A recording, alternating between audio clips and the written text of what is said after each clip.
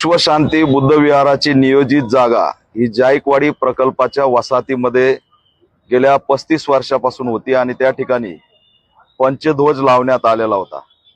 परंतु राधाकृष्ण विखे पाटलाचं हे जे काही खातं आहे, या खात्यातून आता एक नवा घोटाळा समोर येतोय की या वसाहती जुन्या झाल्यात, जुने मालक पुढं करून आणि अनेक टॅक्टिक्स वापरून कोर्टात प्रकरण नेऊन कॉम्प्रोमाइजला आणायचं आणि त्याच्यानंतर ती जमीन पुन्हा शेतीच्या नावाखाली त्या ठिकाणी मूळ मालकाला द्यायची आणि त्याच्यातून तिसऱ्यानीच त्या ठिकाणी प्रायव्हेट उद्योग उभा करायचे। अशा पद्धतीचं एक धोरण या लोह्यामधून सुरू झालेलं आहे, ते राज्यव्यापी येणाऱ्या काळात दिसणार आहे। 14 नंबरची जी काही आमदार प्रतापराव चिखलीकरनी विधान अधिवेशनामध्ये जी लक्षवेधी लावली होती ती याच मुद्द्यावरती शेतकऱ्याच्या हितासाठी लावली होती। पण ह्या सगळ्या प्रक्रियेकडे गांभीर्याने बघितलं तर या जायकवाडी प्रकल्प जी वसाहतीचा जो शेतकरी होता तो शेतकरी कुठंच दिसत नाही, अशी स्थिती आहे।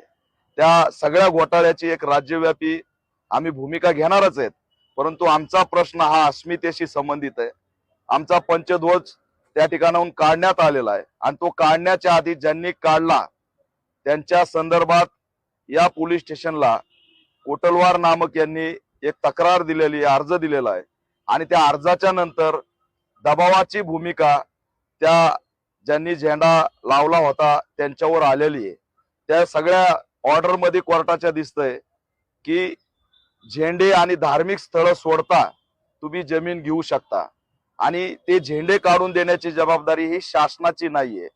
म्हणून शासनाला मध्ये इन्व्हॉल्व न करता याच लोकांना भयभीत करून झेंडे काढता येत आहेत का, अशा पद्धतीचा एक घाट त्या ठिकाणी घातला आणि त्या उद्देशातून हा झेंडा निघाला।